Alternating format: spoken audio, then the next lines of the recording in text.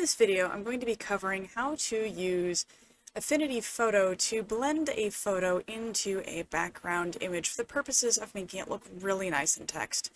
You can use this in novel publishing, but it is more designed for things like tabletop RPG books, though you can still do this kind of thing in your book if you really want to. Just recognize that your book is going to be printed in black and white, and images like this aren't going to show up like this in your book the way it's going to be printed. So just be aware. We're going to be using some techniques in this video. Specifically, we're going to be using some masking, and it is going to create a really neat effect. The first thing I'm going to do is move my image down into a spot so it's under the text here.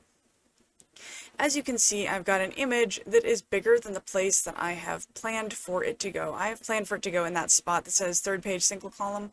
So right now it is just far too big to fit in that spot, but I shrunk it down and I have it this size on purpose. The first thing I am going to do is I'm going to create a mask. Right over here I'm going to click mask layer, and it's going to create a mask layer. Black is how you hide an image, and since I'm going to be doing a kind of paint splash effect on this, I'm going to start by hiding the entire image. It's gone. As you can see, it's pretty much gone. There's a little bit of a shadow of it, so I can vaguely see it, but it's not where it was. In order to create the effect I'm looking for, I got a brush set off of Brush Easy, which is watercolor splatter. I really like the effect this has, and with this brush selected, it's going to take a second to load here, because it's kind of big. Come on. I know you can do it. Oh, I have the selection tool enabled. That's my problem. Well, I swear I know how to use this program. There we go. With the brush enabled, as you can see, it shows me the background.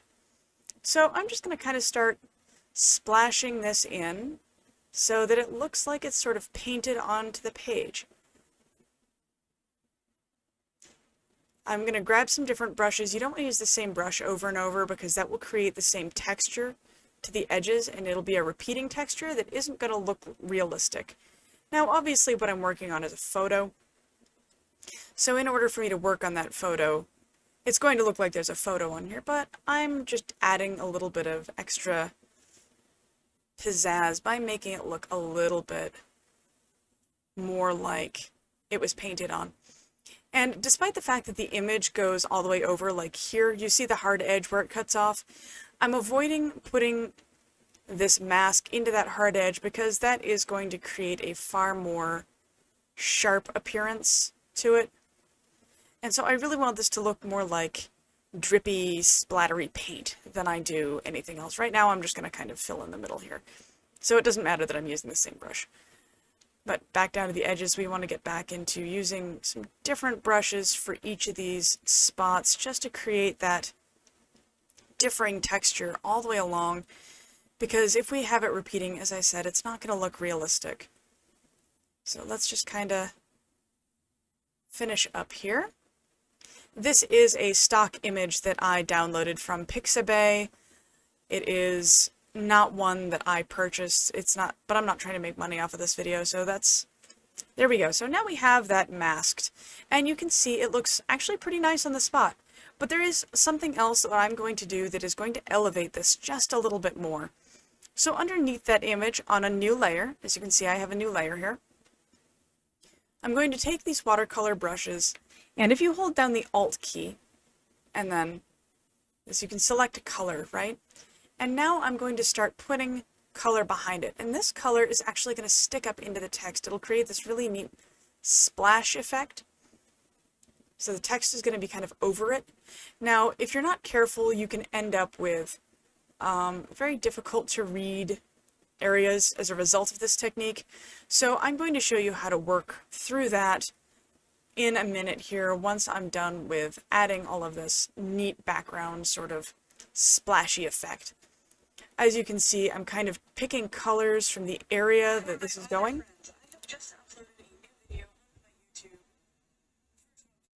As you can see here, I'm choosing colors from the area that I'm going to be doing the splash in. So I'm trying to make sure that I'm not choosing colors that aren't going to work with the area that I'm trying to sort of blend in So as you can see, there's some greens and blues down here. I'm going to do another green. Let's just choose them. I'm choosing the lighter colors because it'll be easier to blend in for the most part. This one I'm just going to kind of pop in there. There we go. And these lighter colors, it's easier to read the black text over, but when I drop the opacity on this layer, which is what I am going to be doing next, it will add some readability.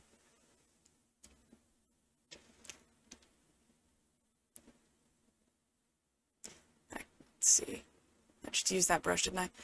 This brush set came from Brush Easy, and I really like it. It's really easy to use, and it looks really nice.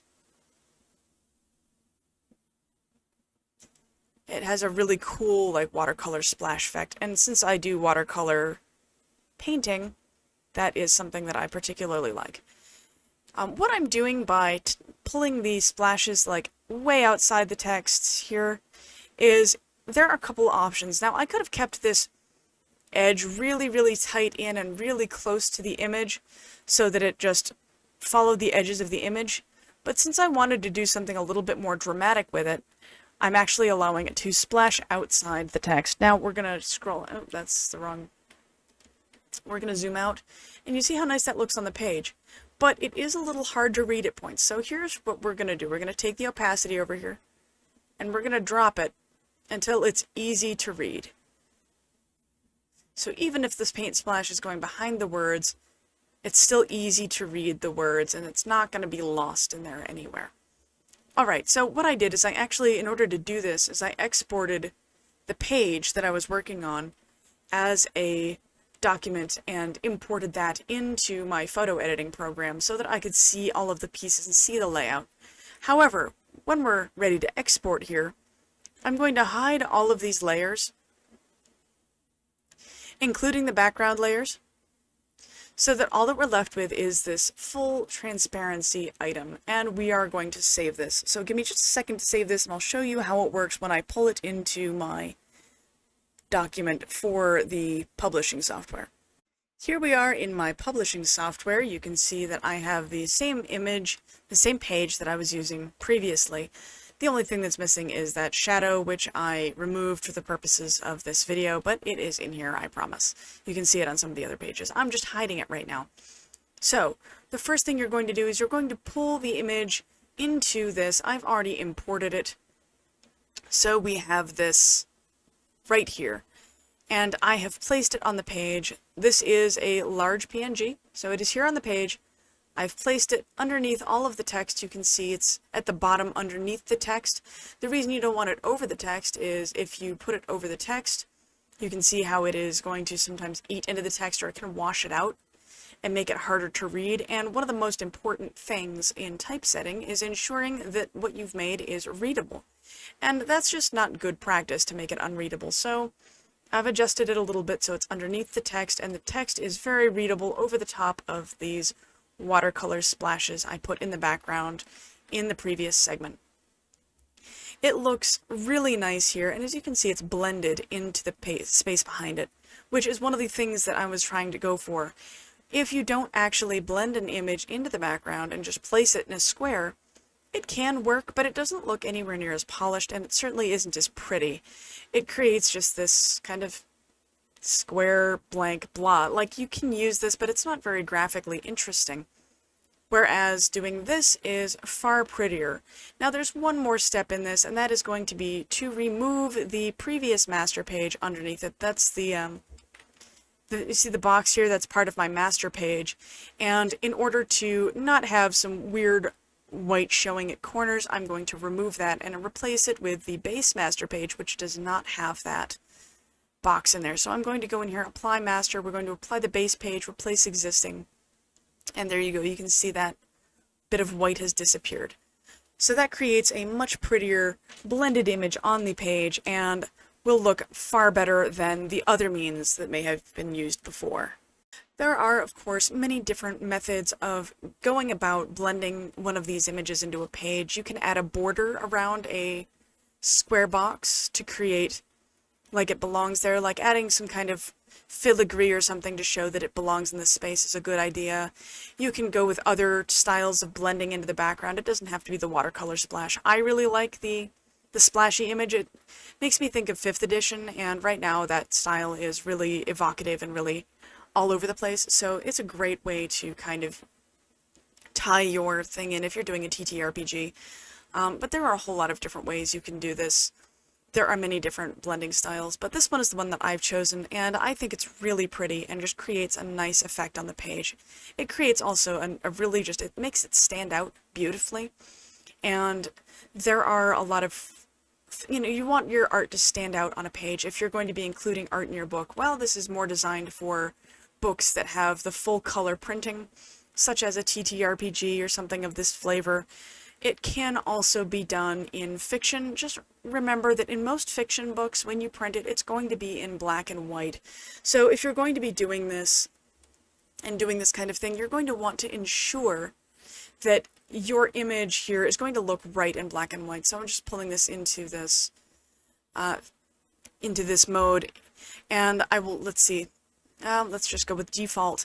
So this image, here it is in black and white. If it wasn't being printed with color, it still looks kind of pretty. It's still easy to read, and it still blends into the page. So even if I wasn't printing this in color, it would come out nice. But that is something you want to consider if you are going to be doing print books. This is also formatted to be 8.5 by 11, so this is designed to be one of the, like a Pathfinder 1st edition, like the large books, or the D&D, the big books. Doing this on a much smaller page, it will start cutting into your word count, and it will increase the amount of space you use on pages, and as such it will create a larger number of pages in your book if you're going to be doing things like this. There are also programs you can use for novel type software, things like Atticus and Vellum, where you can put art in like this and you can make it look really nice. Just make sure that you aren't taking art off of Pixabay with models, because they don't always have the clearest releases signed. So whatever stock art you use or whatever artwork you use in these spaces, make sure you have the rights to use it. I don't mind using a Pixabay picture for this particular tutorial because I'm not selling anything. But if I was going to sell this book, I wouldn't use that. I would purchase my stock art, or since I also have a Canva subscription, I would potentially use Canva in order to make something, because they are far more rigorous about making sure all of their images have proper usage and isn't going to get you sued over copyright or what have you. So if you're doing something like this, you're absolutely able to download a Canva image that you have the rights to use, modify it in your photo editing program, and then put it into your book. So there we go. That's just a really quick and dirty tutorial on how to take that art and put it in here. Also, you will notice that this is a PNG image to preserve the transparencies. You can also, if you wanted to make this a JPEG with the white, I could hit multiply and have it sit in the background. I didn't choose to do that because I think that using multiply on an image with the parchment background that I don't just have a straight white background. It would make it look a little weird in the lighter spots. So I ended up choosing this. Like if I was to hit multiply, which is a blending mode. If you don't know what blending modes are, it is basically how images interact with the things behind them. So right here we've got this one. This is the one I'm using. If I were to set this to multiply, you can see it looks a little different. You can see the paper texture behind it, which could be a neat effect. It's not a bad thing, but it does kind of make the image look a little different. So that is obviously an option. And if you scroll down here, you can see the other color modes. They have it interact with the layers behind it differently. So those can be fun to experiment with if you want to play with them. But there's a reason why multiply and screen are near the top, because they are most frequently used. And darken, as you can see, has a different effect with the layer behind it too. But I went with normal because I didn't really want to have this image get altered by the texture behind it. So that was a personal choice, but that is absolutely an option. And JPEGs are smaller in size than PNG files. And when you're adding a lot of these files to a document, you are going to end up with a really big PDF at the end of it if you aren't careful about the file size you're using. So while you can import like a TIFF or a PSD directly into Publisher and do all the work in here and all the masking in here, I really don't advise it because it will result in much, much bigger file sizes, and you're going to start seeing issues with programs starting to hang. I have a mid-tier gaming PC, and if I were to just upload all the PSDs and the TIFF files in here and just work with the big lossless files in this document, it would take me a half an hour to open, and my computer probably wouldn't run very well with this software open. When I start putting in 288 pages of full color art, you're going to start having problems. And worse off, when you export this file into PDF for people to try and download off of, say, DriveThruRPG or DM's Guild or wherever you have it, it's going to end up taking a very long time to open and be really difficult to scroll around because it's going to take a long time to change pages, because when you put these in here, it renders all of this data into the PDF file, which means that it's all going to be in there. It's all going to be present in that file. Even if you can't see it, even if you mask it and hide it, all the original data is going to be in there, which means it's going to be huge. Like if you put a file in here, if I were to take that original file that is this image that I downloaded, so this one right here, look at the size of this file. It's actually bigger than the pages. Like, it's absolutely huge. This resolution is gigantic, which means that you have a lot of resolution to work with, which means you can shrink it down and it'll still look beautiful, which is why I like to work in these large size files. But even if I take this file and I make the size smaller, like no matter how small I make this, no matter how small it is visually, all of the data of this file, you see how it's still really high resolution, all of the data that's in this file is still here. So if I were to export it with this big file shrunk down to this size, just stuck on the page here, without doing any kind of changes to it, without rasterizing it to this size or anything, it would still have to save all of this data into the PDF. And you do this enough times, you get enough files of this size into a PDF, and you start having problems with it not wanting to open anymore. So that is something to very much be aware about when you're working in these kinds of files and when you're doing this kind of work, which is why I always export this into my photo program, edit it there, then save it as a PNG or a JPEG, then export it from there like as that PNG or JPEG, and then bring that JPEG file, that smaller file that has all the layers smushed into one here, and I bring that into this, which means that it's going to be very user-friendly at the end of this. And since that's what we're after, like, I want people to be able to open my RPG book, and I want people to be able to look at the file, and I'd like to be able to edit my file without my computer crashing. Wouldn't that be nice? It creates a far more usable interface. So just a final note there. If you have any questions, if there's anything that you would like me to cover that you feel I missed, please let me know in the comments, and I can either make another video or your comment might be able to educate me and others. So thank you so much for your time. I hope you have an excellent day.